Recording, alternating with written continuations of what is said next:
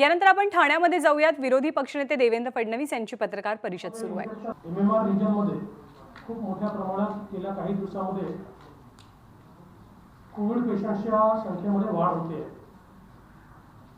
आणि आता ठाणे जिल्ह्यातले जे ऍक्टिव्ह पेशंट्स आहेत यांची संख्या मुंबईच्या देखील पलीकडे गेलेली आहे. त्यामुळे अलार्मिंग अशा प्रकारची सिच्युएशन आहे. विशेषतः साधारणपणे आपण बघितलं तर देशामध्ये जो इन्फेक्शनचा दर आहे, रेशिओ आहे, तो 6.4% आहे आणि पनवेलमध्ये तो 46% आहे आणि जी रुग्णवाढ जून मधली आहे ती जवळजवळ 364% आहे त्या महिन्यातली. नवी मुंबईमध्ये इन्फेक्शन रेट 37% आहे आणि रुग्णवाढ 190% आहे. कल्याण डोंबिवलीमध्ये इन्फेक्शन रेट 40% आहे आणि जून मधली रुग्णवाढ जवळजवळ 469% आहे. उल्हासनगरमध्ये देखील जवळजवळ 38% रेट ऑफ इन्फेक्शन आहे आणि प्रचंड मोठी रुग्णवाढ देखील आहे. भिवंडीमध्ये इन्फेक्शन रेट जवळजवळ 48% आहे आणि जून मधली रुग्णवाढ ही टक्क्यांमध्ये खरं म्हणजे 1000च्या वर आहे. इतकी प्रचंड ती रुग्णवाढ आहे. मीरा भाईंदरमध्ये इन्फेक्शन रेट हा 43% आहे आणि जून मध्ये ही रुग्णवाढ जवळजवळ 413% आहे. ठाण्यामधला इन्फेक्शन रेट जवळपास 30% आहे आणि जून मधली रुग्णवाढ ही 166% इतकी आहे.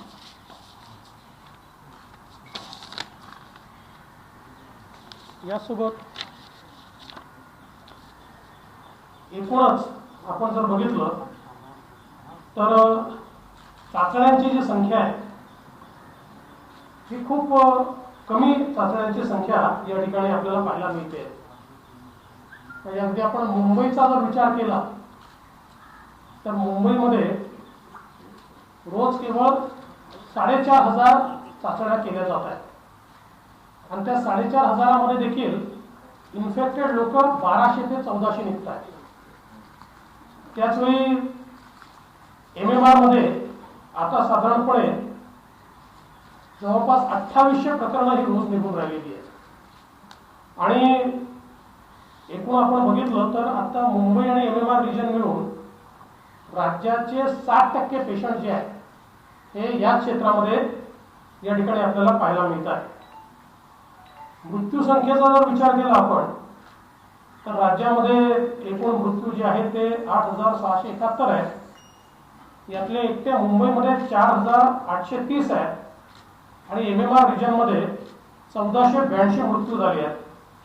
म्हणजे मुंबई आणि एमएमआर रिजन मिळून राज्यातले 73% मृत्यू हे एवढ्याच आपल्या मुंबई आणि एमएमआर रिजनमध्ये या ठिकाणी झालेले आहेत. आता मुंबईतले ऍक्टिव्ह रुग्ण जवळजवळ 24,000 25,000 आहेत आणि ठाण्यातले 27 म्हणजे ठाणे जिल्हा म्हणतोय मी, एमएमआर रिजन या महानगरपालिका क्षेत्र हा जवळजवळ 26,000 हे पोहोचले आहेत. या संपूर्ण दौऱ्यामध्ये काही गोष्टी लक्षात आल्या. पहिली गोष्ट, एकूण संपूर्ण यंत्रणांचा समन्वय जो आहे हा कुठेही दिसत नाहीये. राज्य सरकार असेल, महापालिका प्रशासन असेल, आरोग्य विभाग असेल, यात समन्वयाची मोठी कमतरता आहे.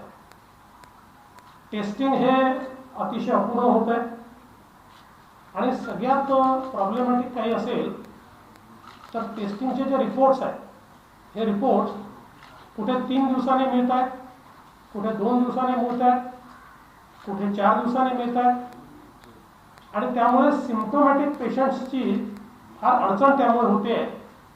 कारण रिपोर्ट जोपर्यंत येत नाही तोपर्यंत सिम्प्टोमॅटिक पेशंटला ऍडमिट करून घ्यायला हॉस्पिटल्स तयार होत नाही आहेत आणि त्या दरम्यान जर अधिक उशीर झाला तर सिम्पटम्स वाढून असा पेशंट क्रिटिकल होतोय आणि म्हणून एकीकडे टेस्टिंगची व्यवस्था ही 2 पट 3 पटीने वाढवण्याची आवश्यकता आहे आणि त्याच वेळी हे जे काही रिपोर्ट्स आहेत हे कुठल्याही परिस्थितीमध्ये 24 तासाच्या आत हे रिपोर्ट्स आले पाहिजेत आणि मला असं वाटतं की ICMRने ज्यावेळेस ते सर्टिफाय करून कळवतात त्याची वाट न पाहता सिम्पटोमॅटिक पेशंटला कोविड पेशंट समजून त्याची ट्रीटमेंट सुरू केली पाहिजे आणि ज्यावेळी त्याचा रिपोर्ट येईल आणि तो रिपोर्ट जर पॉझिटिव्ह आला तर ती ट्रीटमेंट त्या प्रकारे कंटिन्यू होईल.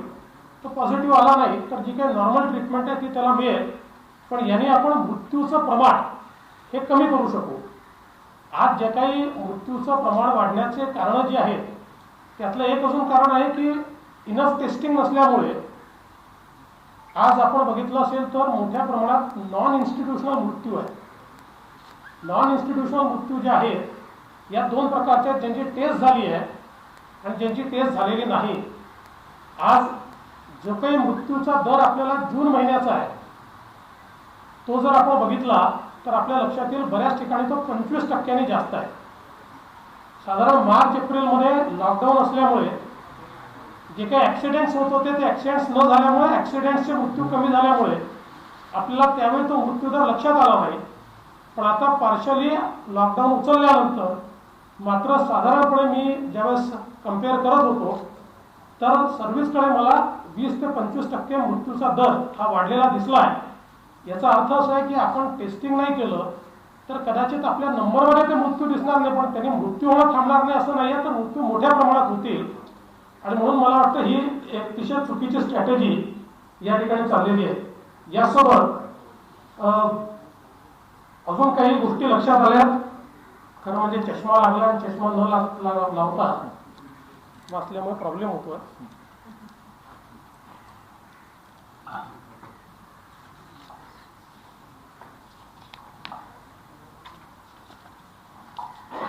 एक अजून लक्षात आलं की MMR रिजन मधल्या ज्या महानगरपालिका आहेत त्यातल्या 1-2 महानगरपालिका सोडल्या तर इतर सर्व महानगरपालिकांमध्ये आरोग्य व्यवस्था नाही आहे. राज्य सरकारच्या आरोग्य व्यवस्थेवर ते अवलंबून आहेत आणि त्यातला समन्वय तर नाहीच आहे, पण दुसरीकडे त्या महानगरपालिकांना जी आर्थिक मदत केली पाहिजे. आज कोणाला 6 कोटी दिले आहेत, कोणाला 7 कोटी दिले आहेत. आता एवढ्या मोठ्या पॅन्डेमिकचा मुकाबला करताना 6-7 कोटी रुपये जर महानगरपालिकांना दिले तर महानगरपालिकांची परिस्थिती अशी नाही आहे. आज लोकांची अपेक्षा आहे की सगळ्या व्यवस्था महानगरपालिकांनी केल्या पाहिजेत. लोकांची अपेक्षा आहे की इंजेक्शन्स महानगरपालिकेने मोफत दिले पाहिजेत. पण या सगळ्या गोष्टींच्या खरेदी करता महानगरपालिकांकडे कुठेही पैसा या ठिकाणी आपल्याला दिसत नाही. खासगी रुग्णालयांची जी काही लूट आहे ती देखील थांबवण्याची आवश्यकता आहे आणि त्या संदर्भात राज्य सरकारने केवळ GR काढलाय, पण कुठेतरी त्याचं कॉन्करंट ऑडिट होणं हे अत्यंत महत्वाचं आहे. मी मीरा भाईंदरला गेलो होतो आता. तिथल्या आयुक्तांनी सांगितलं की त्यांनी काही टीम सेटअप केली आहे आणि त्या रोज कॉन्करंट ऑडिट करणार आहेत. आता ते झालं तर फारच चांगलं आणि ती सिस्टीम बरोबर आहे, कारण त्याशिवाय आता सरकारी हॉस्पिटल्समध्ये कुठेही जागा नाही आणि खासगी हॉस्पिटलमध्ये जर इतका अवासाचा सव्वा बिल येत असेल तर खूप मोठा प्रॉब्लेम त्यातनं होणार आहे. ICU बेड आणि व्हेंटिलेटरचा एक मोठा प्रश्न या ठिकाणी तयार झाला आहे. काही अनुभव आमच्या लक्षात आले. उदाहरणार्थ शास्त्रीनगर आहे कल्याण डोंबिवलीमध्ये. शास्त्रीनगर हॉस्पिटलमध्ये केवळ 2 व्हेंटिलेटर त्या ठिकाणी आहेत. त्यातलं एक व्हेंटिलेटर बंद आहे. आता काल आयुक्तांनी सांगितलं की फोर्टिसच्या माध्यमातून आम्ही काही अजून तिथे व्यवस्था उभ्या करतो आणि तिथलं एक चित्र अतिशय विदारक हे आपले विरोधी पक्ष नेत्यांनी त्या ठिकाणी आणलेलं आहे की कशा प्रकारे वरांड्यामध्ये पेशंट्सला ठेवलं जात आहे आणि त्यांची अवस्था ही अतिशय वाईट हे आपल्याला त्या ठिकाणी पाहायला मिळते. आता इथे ठाण्यामध्ये देखील आम्ही आल्यानंतर इथे जे काही ग्लोबल नावाची जी काही व्यवस्था उभी केली आहे त्या व्यवस्थेला आम्ही भेट दिली. अतिशय सुंदर व्यवस्था आहे. इन्फ्रास्ट्रक्चर खूप सुंदर आहे, परंतु त्या ठिकाणी डॉक्टर्स नाही आहेत, इंटेन्सिव्हिस्ट नाही आहेत आणि आता जी काही रुग्णसंख्या वाढती आहे त्याचं मॅनेजमेंट होत नाही. 2 पेशंटचे नातेवाईक आम्हाला मिळाले. एक गायकवाड नावाचे पेशंट आहेत. 29 तारखेपासून त्यांचा पत्ता नाहीये, ते कुठे आहेत माहिती नाहीये. नातेवाईक फिरतायत, त्यांना तिथे सांगणारं कोणी नाहीये. आणि हे जे गायकवाड नावाचे पेशंट आहेत त्यांच्या नातवाने असं सांगितलं की हे थोडे पॅरालिटिक असल्यामुळे हे स्वतःहून चालून बाहेर जाऊ शकत नाही. त्यामुळे आता ते ऍडमिट झाल्यानंतर नेमके गेले कुठे हा एक मोठा प्रश्न आहे. एक खान नावाचे देखील पेशंट आम्हाला म्हणजे त्यांचे नातेवाईक भेटले. त्यांनी सांगितलं की सुमेरा खान किंवा काहीतरी नाव त्यांचं आहे, यास्मीन खान. त्यांनी असं सांगितलं की 3 दिवस झाले आम्ही शोधतोय, आम्ही फोन करतो, आम्हाला सांगतात की आहे पेशंट, आज सांगतायत की आता सापडत नाहीये. अजून 2 आम्हाला असे नातेवाईक त्या ठिकाणी भेटले की ज्यांनी सांगितलं की आमच्या पेशंटचं नेमकं काय होत आहे हे आम्हाला माहिती नाही. संदेश असे मिळत आहेत की त्यांच्यावर योग्य ट्रीटमेंट होत नाहीये. तर मला असं वाटतं की आपण किती सुंदर फॅसिलिटी तयार करतो यापेक्षा त्या ठिकाणी व्यवस्था काय करतो हे अत्यंत महत्वाचं आहे. मला असं वाटतं की पेशंटचं जिओ टॅगिंग करणं शक्य आहे, त्याचं कंप्लीट डेटाबेस हा मॅनेज करणं शक्य आहे. थोड्या जर डिजिटल सिस्टम्स वापरल्या तर नीट ट्रॅकिंग केलं जाऊ शकतं. त्या ठिकाणी समजा सीसीटीव्ही कॅमेरे लावून नातेवाईकांना पेशंट्स त्या ठिकाणी येऊनही खाऊन पाहता येतील किंवा अगदी ऍक्सेस आपल्याला घरून देखील त्यांना देता येईल. इथपर्यंत सगळ्या व्यवस्था आता टेक्नॉलॉजी आणि अगदी सोपी टेक्नॉलॉजी आहे की ज्याचा अवलंब करून हे केलं जाऊ शकतं. पण नातेवाईकांना ही धक्कादायक गोष्ट कळलं की आपण ज्यांना ऍडमिट केलंय ते 3-4 दिवसापासून कुठे आहे माहितीच नाही. तर मला वाटतं की ही अत्यंत अडचणीची अशा प्रकारची अवस्था ही या ठिकाणी पाहायला मिळते. खरं म्हणजे वेगवेगळ्या महानगरपालिकांमध्ये जे आढळलं, पनवेलमध्ये व्हेंटिलेटरची फार कमतरता त्या ठिकाणी आहे आणि पनवेलमध्ये बाहेरून लोक खूप मोठ्या प्रमाणात येतात आणि त्याकरता कुठलीही व्यवस्था त्या ठिकाणी नाही आहे. त्यामुळे तिथे देखील लक्ष देण्याची आवश्यकता आहे. मास टेस्टिंगची तिथे आवश्यकता आहे. नवी मुंबईमध्ये नॉन कोविड पेशंट्सची व्यवस्था नाही आहे. जी काही सरकारी हॉस्पिटल आहे ते कोविड केलेलं आहे, त्यामुळे नॉन कोविड पेशंट्सला फार त्रास त्या ठिकाणी सहन करावा लागतोय आणि तिथे व्हेंटिलेटरचा मोठा प्रॉब्लेम आपल्याला दिसतोय. कल्याण डोंबिवलीच्या संदर्भात मी ऑलरेडी सांगितलं आहे, शास्त्रीनगरचा आणि बाकी वाढीव बेडच्या संदर्भात घोषणा झाली पण तिथे अंमलबजावणी काही झाली नाहीये. उल्हासनगरमध्ये ICU बेड्सच नाही आहेत, अतिशय कमी आहे आणि तिथली घनता जास्त आहे, पेशंट्स वाढून राहिले आहेत आणि अतिशय कमी व्यवस्था त्या ठिकाणी असल्यामुळे एक मोठा प्रॉब्लेम त्या ठिकाणी तयार होणार आहे. भिवंडीमध्ये तिथे जे IGM हॉस्पिटल आहे त्याच्याबद्दल फार तक्रारी सगळ्या लोकांनी त्या ठिकाणी केल्या आणि त्याच्यात देखील सुधारणा करण्याची आवश्यकता आहे. ते स्वॅब सेंटर नाही आहे, त्याची देखील व्यवस्था करण्याची आवश्यकता आहे. मीरा भाईंदरच्या संदर्भात मी आपल्याला सांगितलेलं आहे, ठाण्याला देखील मी सांगितलं आहे. असं वेगवेगळ्या ठिकाणचे जे काही विषय आहेत, आता हे सगळे विषय मी एकत्रित करून माननीय मुख्यमंत्री महोदयांपर्यंत हे विषय मी पोहोचवणार आहे. मला असं वाटतं की आपण चाचण्याच्या संदर्भात जे बोललो तर एकूण आपण जर बघितलं तर चाचण्या का वाढवण्याची आवश्यकता आहे. तर मगाशी मी सांगितलं की देशातलं इन्फेक्शनचं प्रमाण आणि महाराष्ट्रातलं इन्फेक्शनचं प्रमाण याच्यामध्ये दुपटीचा फरक आहे, दुपटीपेक्षा जास्त फरक आहे. आणि आता माननीय मुख्यमंत्री महोदय 2-3 वेळा असं म्हणाले की आपण सर्वाधिक टेस्ट करतोय, परंतु आपण बघितलं असेल तर 10 लाख लोकसंख्येमागे महाराष्ट्र 9व्या क्रमांकावर आहे टेस्टिंग मध्ये. म्हणजे पहिल्या क्रमांकावर दिल्ली आहे आणि जो 32,836 टेस्ट करतोय आणि महाराष्ट्र 8,000 म्हणजे त्याच्या 25% टेस्ट आपण करतोय एकूण. तर हे टेस्टिंग अत्यंत वाढवण्याची आवश्यकता या ठिकाणी दिसून पडते. सगळ्यात महत्वाचं आपल्यासमोर दिल्लीचं उदाहरण आहे. दिल्लीमध्ये प्रारंभी 5,000 चाचण्या होत्या जसं मुंबईत आपण करतोय आणि त्या 5,000 साधारणपणे तिथे 1300 ते 1800 रुग्ण निघत होते. आता चाचण्या त्यांनी वाढवल्या आणि जवळजवळ आता चाचण्या तिथल्या दररोजच्या या 24,000 पासून 30,000 पर्यंत गेल्या आणि तेवढ्या चाचण्या वाढवल्यानंतर देखील जे काही रुग्ण सापडण्याचा दर आहे तो 2400-2800 पर्यंत गेलेला आहे. आणि यातनं फायदा काय झाला तर यातनं अधिक लोक आयसोलेट करता आले, त्यामुळे प्रादुर्भाव मोठ्या प्रमाणात रोखता आला आणि सगळ्यात महत्वाचं आहे की रिकव्हरी रेट जो आहे दिल्लीचा हा 50%वरून 70%वर गेला. आणि म्हणून मला असं वाटतं की आपल्याकडे कमी चाचण्या करून कमी रुग्णसंख्या दाखवण्याचा जो प्रकार मुंबईमध्ये चाललेला आहे आणि इतर MMR रिजनमध्ये चाललेला आहे हा काउंटर प्रोडक्टिव्ह आहे. आपण कागदावर कदाचित हे क्लेम करू शकू की बघा आमच्या इथे हा रुग्ण वाढत नाहीये, पण कुठेही रेट ऑफ इन्फेक्शन कमीच होत नाहीये. आणि मग ज्यांचं टेस्टिंग आपण करणार नाही अशा लोकांचा जीव हा पूर्णपणे धोक्यात टाकण्याचं काम हे आपण या ठिकाणी करतोय. आणि म्हणून माझी कळकळीची विनंती ही राज्य सरकारला असणार आहे की राज्य सरकारने मोठ्या प्रमाणात टेस्टिंग जे आहे ते वाढवलं पाहिजे. आणि टेस्टचे रिपोर्ट जे आहेत, बरं आपल्याकडे कॅपॅसिटी नाही आहे का, तर टेस्टिंग कॅपॅसिटी ही मोठ्या प्रमाणात आहे. कदाचित देशात सर्वात जास्त टेस्टिंग कॅपॅसिटी ही मुंबई आणि महाराष्ट्राकडे आहे, पण त्याचं युटिलायझेशन आपण करत नाही आहे. आता अँटीजन किट्सही आलेले आहेत, त्याचं युटिलायझेशन करण्याची आवश्यकता आहे. आणि एक मुद्दा अजून मला मांडावासा वाटतो की डेथ्सच्या संदर्भात मी अजूनही मुंबईमध्ये किमान 400 डेथ्स अशा आहेत की ज्या अनअकाउंटेड आहेत. ठाण्यामध्ये देखील मोठ्या प्रमाणात ती स्थिती आहे. इथे रिकन्सिलेशन करण्याची आवश्यकता आहे. मागच्या काळामध्ये हे रिकन्सिलेशनच केलेलं नाहीये.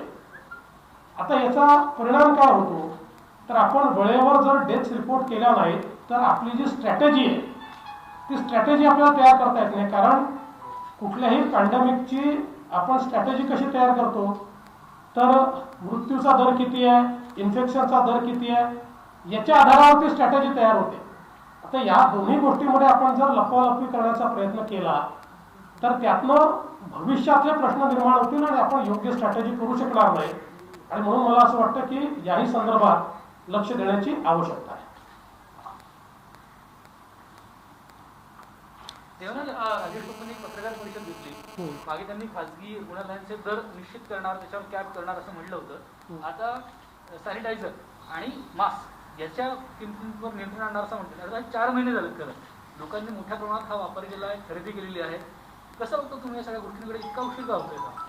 नाही, मला असं वाटतं की खरं म्हणजे अगदी सुरुवातीला ज्यावेळी सगळ्या गोष्टींचं प्रोडक्शन कमी होतं त्यावेळी त्याच्यामध्ये थोडं मिसमॅनेजमेंट अपेक्षित आहे, कारण प्रोडक्शन कमी आहे. पण आता भरपूर प्रोडक्शन होत असताना, सगळ्या व्यवस्था होत असताना याच्यामध्ये इतके वाढीव दर आणि पाहिजे त्या दराने त्याची खरेदी हे अतिशय चुकीचं आहे. आणि म्हणून हे कॅपिंग आधीच करायला पाहिजे होतं. हे कॅपिंग करायला मला असं वाटतं उशीर झालेला आहे. ठीक आहे, आताही झालं असेल तरी आपण त्याचं स्वागत करू, पण कुठेतरी हा जो काही रिस्पॉन्स आहे हा आता तर कसं आहे की मार्केट हे डिमांड सप्लायवर चालतं. आता सप्लाय इतका जास्त आहे की ऑटोमॅटिक मार्केटही स्वतःला ऍडजस्ट करतं. म्हणून मला असं वाटतं की हे सगळं करायला थोडा उशीर झाला आहे. सुरुवातीला स्वतः आरोग्यमंत्री म्हणत होते की काही ठिकाणी आम्ही छापे मारले किंवा कारवाई करण्यात आला, मग नंतरच्या कालांतराने शिथिल झालं का, त्यामुळे पुन्हा आपल्याला दर वाढताना दिसत आहेत मास्क असतील इतर गोष्टी? नाही, खरं असं आहे की याच्यामध्ये जेव्हा अनियंत्रित अशा प्रकारचा कारभार चालतो त्यावेळी काही लोक प्रॉफिटिअरिंग करतात. आणि पॅन्डेमिक ऍक्टच याकरता तयार केलेला आहे की पॅन्डेमिकच्या काळामध्ये कोणाला प्रॉफिटिअरिंग करता येऊ नये याकरता पॅन्डेमिक ऍक्ट आहे, तो लागू आहे. तो लागू असताना त्याच्या संदर्भातले जे काही नोटिफिकेशन्स आहेत हे सरकारने वेळेत काढणं आवश्यक आहे, पण ते काढलेले दिसत नाही. राजकीय गोंधळ दिसतो आहे प्रशासनाच्या पातळीवर सुद्धा. कारण आपण बघितलं DCPच्या बदल्या झाल्या, पहिले बदल्या करण्यात आल्या, 3 दिवसानंतर मुख्यमंत्र्यांनी काढल्या, पुन्हा CP मुख्यमंत्र्यांना जाऊन भेटतात आणि पुन्हा सांगण्यात येतं की आमच्यात कुठलाही वाद नाहीये. कसं बघतो तुम्ही या सगळ्या गोष्टी? बघा, साधारणपणे माझा जो अनुभव आहे, प्रत्येक CP कडे एस्टॅब्लिशमेंट बोर्ड असतं. इंटरनल बदल्या करण्याचे अधिकार त्या एस्टॅब्लिशमेंट बोर्डाला असतात, CP त्याचे प्रमुख असतात. आणि अशा अंतर्गत बदल्या करत असताना एक अलिखित नियम आहे की या संदर्भात CP जे असतात ते होम मिनिस्टरशी चर्चा करतात आणि त्या चर्चेअंती अशा प्रकारच्या बदल्या होत असतात. आणि जेव्हा होम मिनिस्टर आणि CM वेगळे असतात त्यामुळे होम मिनिस्टरनी हे CM ला ब्रीफ करायचं असतं आणि मग त्या बदल्या होत असतात. आता या ठिकाणी असं झालेलं दिसत आहे की सीपींनी होम मिनिस्टरला ब्रीफ केलेलं असेल आणि ते ब्रीफ केल्यानंतर त्यांनी त्यानुसार एस्टॅब्लिशमेंट बोर्डाच्या माध्यमातून इंटरनल बदल्या केल्या, परंतु कदाचित सीएम साहेबांना हे ब्रीफ करण्यात आलेलं नाही, किंवा मला असं वाटतं की होम मिनिस्टरची जबाबदारी होती की होम मिनिस्टर साहेबांनी ते ब्रीफ करायला पाहिजे होतं, कारण दिमाग होम मिनिस्टर मध्ये असतात त्या सीपी अनेक वेळा डायरेक्ट ब्रीफिंग अशा प्रकारचं करत नाही, किंवा मग सीपीने तरी ब्रीफिंग करायला पाहिजे होतं, पण ते ब्रीफिंग कुठे झालेलं दिसत नाही. आणि त्यातनं या बदल्या झाल्यावर सीएम साहेबांच्या लक्षात कोणीतरी आणून दिलेलं असावं की अशा बदल्या झाल्या आणि सीएम ऑफिसला माहितीच नाही आहे, तर त्यामुळे सीएम साहेबांनी कुठेतरी त्याच्यावर स्थगिती दिलेली दिसते आहे. मला असं वाटतं की समन्वयाचा तर अभाव आहेच, पण एक प्रकारचा अविश्वास देखील आहे. म्हणजे या ठिकाणी जे काही प्रशासन चाललेलं आहे त्याच्यामध्ये मिनिस्टर जे असतात त्या मिनिस्टरला मुख्यमंत्र्यांच्या विश्वासात ते असतात म्हणून ते मिनिस्टर असतात असा नियम आहे. परंतु आता ज्या प्रकारची परिस्थिती झाली आहे यातनं केवळ गोंधळ दिसतो आहे. मला असं वाटतं की अशा प्रकारच्या पॅन्डेमिकच्या परिस्थितीमध्ये असा गोंधळ योग्य नाही आहे. अधिक समन्वय घडवला पाहिजे आणि नियमात विश्वासात घेऊन अशा प्रकारचं काम झालं पाहिजे असं माझं मत. सर 2 किलोमीटरचा जेव्हा निर्णय झाला त्यावेळेस देखील असाच गोंधळ झालेला होता. 2 किलोमीटरचा जेव्हा निर्णय झाला त्यावेळेस देखील गृहमंत्री म्हणाले की आम्हाला माहिती नाही या गोष्टी. कुरघोडीचं राजकारण होतंय का या महाविकास आघाडीमध्ये? खरं म्हणजे एक प्रकारे आता जे मी सातत्याने सांगत होतो की पक्षांमध्ये समन्वय नाही, मंत्र्यांमध्ये समन्वय नाही, मंत्रिमंडळ आणि मुख्यमंत्र्यांमध्ये समन्वय नाही, आणि निर्णय ज्याला ज्यावेळी जो वाटेल तो निर्णय होतो. कधी मंत्री घोषित करतात निर्णय, कधी सचिव घोषित करतात निर्णय, कधी अधिकारी घोषित करतात निर्णय, कधी मुख्यमंत्री घोषित करतात निर्णय. साधारणपणे मुख्यमंत्र्यांना सगळे अधिकार असतात, पण मुख्यमंत्र्यांनी एखादा निर्णय घोषित करत असताना आपले सहकारी मंत्री जे आहेत त्यांना विश्वासात घेऊन त्यांना आधी ब्रीफ करून मग अशा प्रकारचे निर्णय घ्यायचे असतात, आणि मंत्र्यांनी मुख्यमंत्र्यांच्या परवानगीने निर्णय घ्यायचे असतात. पण इथे असं आहे की प्रत्येक जण जणू काही मीच प्रमुख आहे, म्हणजे राजा शब्द योग्य नाही पण मीच राजा आहे अशा आविर्भावामध्ये निर्णय घेतले जातात. आणि मग एकाने निर्णय घेतला की दुसरा त्याच्यावर एक तर रिॲक्शन देतो किंवा तो निर्णय बदलवण्याचा प्रयत्न करतो. ही जरा मला असं वाटतं की समन्वयाचा तर अभाव आहेच, पण अविश्वासाचं वातावरण आहे आणि काही प्रमाणात तुम्ही म्हणता तशी कुरघोडीचं देखील हे राजकारण आहे. मराठा आरक्षण संदर्भात जी काही सुनावणी सुरू आहे तेव्हा राज्य सरकार पुरेसं सहकार्य आहे किंवा त्या ठिकाणी तयारी करत नाही अशा पद्धतीचा एक आरोप होतो. याबद्दल आपलं काय म्हणणं आहे? आणि सारथी संस्थेबाबत दुर्लक्ष केलं जात आहे, म्हणजे वडेट्टीवार यांच्यावरच आरोप केले गेले तेव्हा प्रत्यक्षपणे ते ओबीसी नेता आहेत म्हणून अशा पद्धतीचे आरोप होत आहेत त्यांच्यावर. काय म्हणणं की त्यांनी पत्रकार परिषद घेतली मराठा मोर्चाच्या, ते तुमची टोळकी आहे असं वडेट्टीवार म्हणाले. पहिली गोष्ट तर अशी आहे की मराठा आरक्षण हा विषय राजकारणाच्या पलीकडचा विषय आहे, आणि आम्ही ज्यावेळेस मराठा आरक्षणाचं बिल आणलं त्यानंतर केस झाली, सर्व पक्षाच्या लोकांना एकत्रित करून सर्वांना ब्रीफिंग करून सर्वांची मदत घेऊन त्या ठिकाणी हे सगळं काम केलं. आता सुप्रीम कोर्टमध्ये ही केस आहे आणि अत्यंत महत्वाच्या स्टेजवर ही केस आहे. बघा, याच्यामध्ये सरकारचं लक्ष असणं याकरता आवश्यक आहे की शेवटी सुप्रीम कोर्टमध्ये आपले वरिष्ठ वकील असतील, याचिकाकर्त्यांचे वरिष्ठ वकील असतील, आणि हा सगळा बुद्धीचा खेळ त्या ठिकाणी चालतो. त्यामुळे त्यांनी जर काही मुद्दे उपस्थित केले तर तात्काळ त्या मुद्द्यांवर राज्य सरकारचं उत्तर काय आहे ह्याचं सगळं ब्रीफिंग किंवा काउंटर स्ट्रॅटेजी ही राज्य सरकारला मांडावी लागते. आणि या संदर्भात जर राज्य सरकारच्या वतीनं सातत्याने लक्ष देण्यात आलं नाही तर सिनियर काउन्सिल जे असतात त्यांना सगळी माहिती नसते किंवा त्यांच्यापर्यंत सगळ्या फॅक्ट्स पोचलेल्या नसतात. ते ऐनवेळी 4 गोष्टी विचारतात, त्या 4 गोष्टी त्यावेळी त्यांच्यापर्यंत पोचवाव्या लागतात. याकरता एक टीम तयार करावी लागते. माननीय उच्च न्यायालयामध्ये ज्यावेळेस हा खटला चालला होता तेव्हा मी स्वतः चंद्रकांत दादा एक मोठी टीम आम्ही तयार केली होती. डे टू डे बेसिसवर आम्ही वकिलांसोबत बसायचो, डे टू डे बेसिसवर आम्ही अधिकाऱ्यांची टीम तयार केली होती आणि अधिकाऱ्यांची टीम आणि आमची टीम यांचा समन्वय होता. त्यामुळे कुठलीही गोष्ट अगदी ऐनवेळी ज्यावेळेस हिअरिंग चाललं होतं त्यावेळेस 2-3 अतिशय महत्वाचे पॉईंट्स उभे राहिले की ज्याच्यावर सिनियर काउन्सिलने विचारलं की आम्हाला 15 मिनिटात तुमचं ओपिनियन सांगा किंवा त्याची माहिती द्या. आम्ही इतकं तयार होतो की आम्ही 15 मिनिटांमध्ये ते सगळं ओपिनियन किंवा ती माहिती पोहोचवली. आज मला असं वाटतं की राज्य सरकारने देखील याकडे अधिक लक्ष देण्याची आवश्यकता आहे. आता याच्यामध्ये आम्ही देखील प्रयत्न करतो. आता जुने जे याचिकाकर्ते आहेत विनोद पाटील त्यांच्याशी देखील मी चर्चा केली. मी त्यांनाही सांगितलं की म्हटलं काही आमची मदतीची आवश्यकता असेल तर आम्ही त्या ठिकाणी निश्चितपणे मदत करू किंवा काही चांगले वकील तुम्हाला आवश्यक असतील तर त्यातही आम्ही मदत करू. त्यांनी सांगितलं आम्ही चांगले वकील त्या ठिकाणी लावलेले आहेत. कारण सरकार तर आपला वकील लावू शकतं पण जे लोक मराठा समाजातले वेगवेगळे लोक डिफेंड करतायत त्यांना देखील त्या ठिकाणी मदतीची आवश्यकता असेल तर ते देखील करायचा आम्ही प्रयत्न केला आहे. आणि राज्य सरकारलाही अगदी आमचं खुल्या मनानं सांगाय की आमच्या क्षमतेप्रमाणे जी काही आमची मदत लागेल किंवा आमचा जो काही एक्सपिरियन्स आहे यानुसार आम्ही मदत करायला तयार आहोत. मला असं वाटतं की मुख्यत्वे करून राज्य सरकारची भूमिका यातली अशी असली पाहिजे की हा संपूर्ण जो काही खटला आहे हा तमिळनाडूसोबत टॅग झाला पाहिजे. कारण आता तमिळनाडूचा जर प्रश्न हा जी काही कॉन्स्टिट्यूशन बेंच पुढे गेला आहे तर हाही प्रश्न त्याच्यासोबत कॉन्स्टिट्यूशन बेंचकडे गेला पाहिजे असा प्रयत्न राज्य सरकारने करावा असं मला वाटतं. पण मी काही वकील असलो तरी काही कॉन्स्टिट्यूशनल एक्सपर्ट नाही आहे. तर मग जे काही सिनियर काउन्सिल सांगतील त्याच्यावर गांभीर्याने लक्ष दिलं पाहिजे आणि कुठल्याही परिस्थितीत मराठा आरक्षण हे आपल्याला वाचवलं पाहिजे.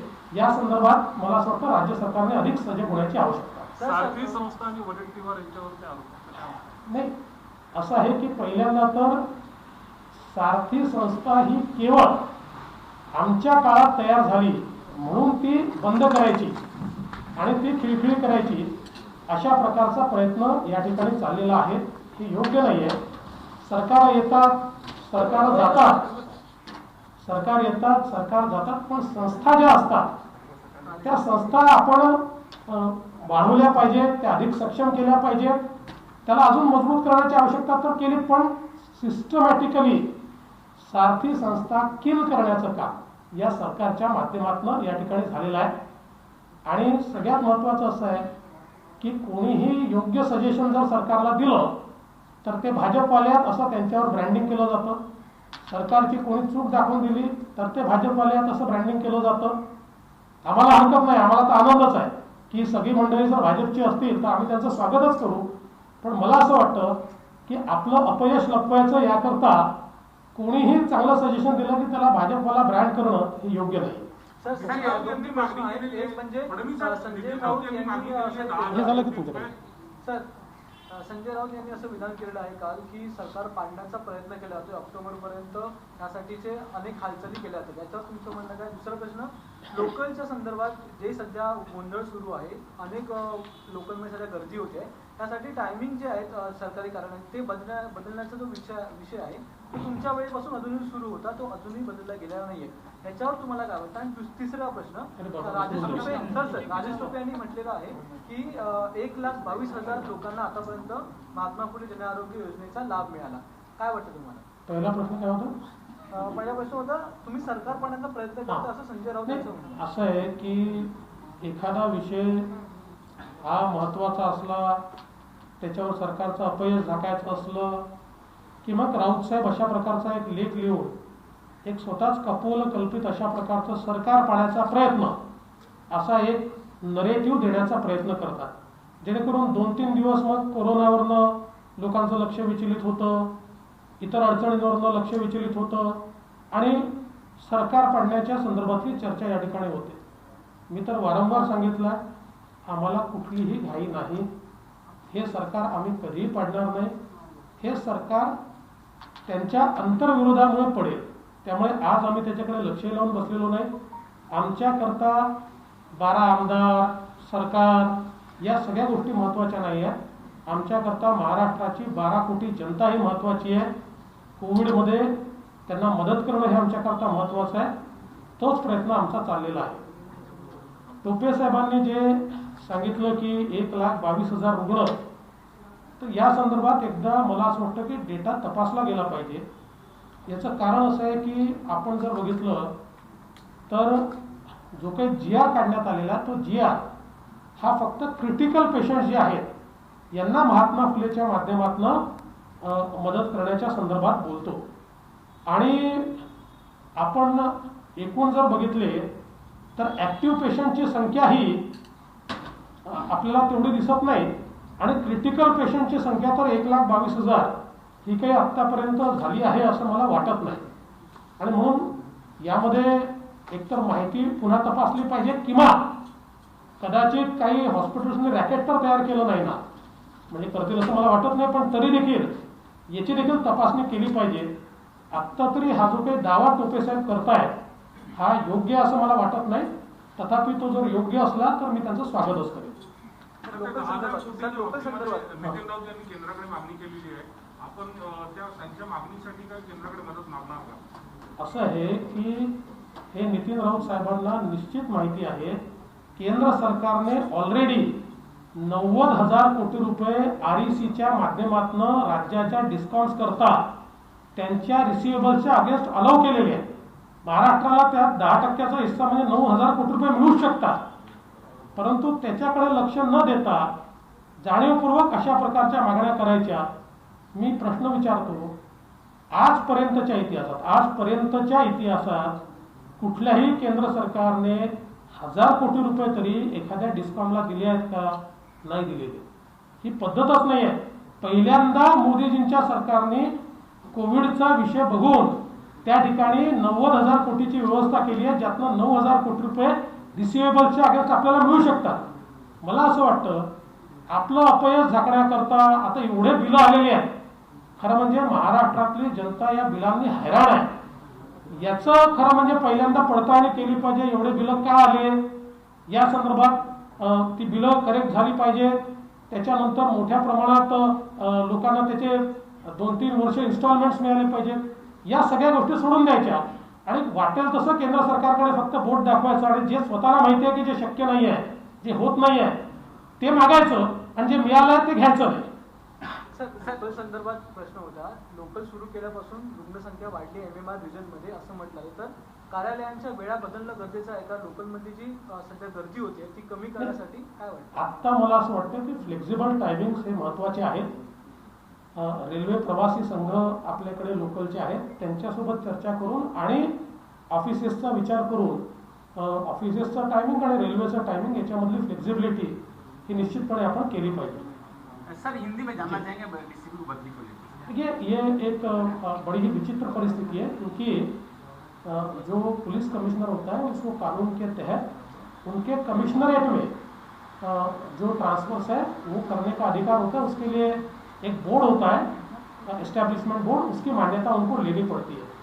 नॉर्मली ऐसे जब वो ट्रांसफ़र करते हैं तो होम मिनिस्टर को वो विश्वास में लेते हैं और होम मिनिस्टर उसका ब्रीफिंग चीफ मिनिस्टर को करते हैं. अभी इस केस में ऐसा लगता है कि होम मिनिस्टर साहब ने शायद चीफ मिनिस्टर साहब को ब्रीफिंग किया नहीं और ये सारे ट्रांसफर्स हो गए और बाद में चीफ मिनिस्टर साहब के ध्यान में आया और चीफ मिनिस्टर साहब ने उसको रोक दिया. ये एक प्रकार से मुझे ऐसा लगता है कि पार्टियों में जो विसंवाद है, जो संवाद की कमी है, जो एक दूसरे के ऊपर हावी होने का एक प्रयास है, उस तरीके से ये सारा काम चल रहा है और इसलिए मुझे लगता है कि इसके ऊपर ध्यान दिया जाना चाहिए. थोड़ा लक्ष दें. सर कोविड को लेकर दिल्ली ठीक है, आपण संपर्क करा. लॉकडाऊन हा पर्याय आहे का रुग्णसंख्या रोखण्याचा? त्याच्यावर मी कालच तर कोरोनाबद्दल राज्यातल्या सद्यस्थितीबाबत आणि खास करून MMR रिजनच्या सद्यस्थितीबाबत बोलतानाच राजकीय भाष्य किंवा राजकीय विधानं सुद्धा देवेंद्र फडणवीस यांनी केलेली आहेत. आत्ताच्या सरकारमध्ये म्हणजे ठाकरे सरकारमध्ये समन्वयाचा अभाव आहे आणि सोबतच अविश्वास सुद्धा. हे सरकार आम्ही पाडणार नाही, अंतर्गत कुरबुरींमुळेच हे सरकार पडेल असंही त्यांनी म्हटलंय. सोबतच मराठा आरक्षण कुठल्याही परिस्थितीत राखायला हवं, राज्य सरकारनं मराठा आरक्षणाकडे गांभीर्यानं लक्ष देण्याची मागणी त्यांनी केली आहे.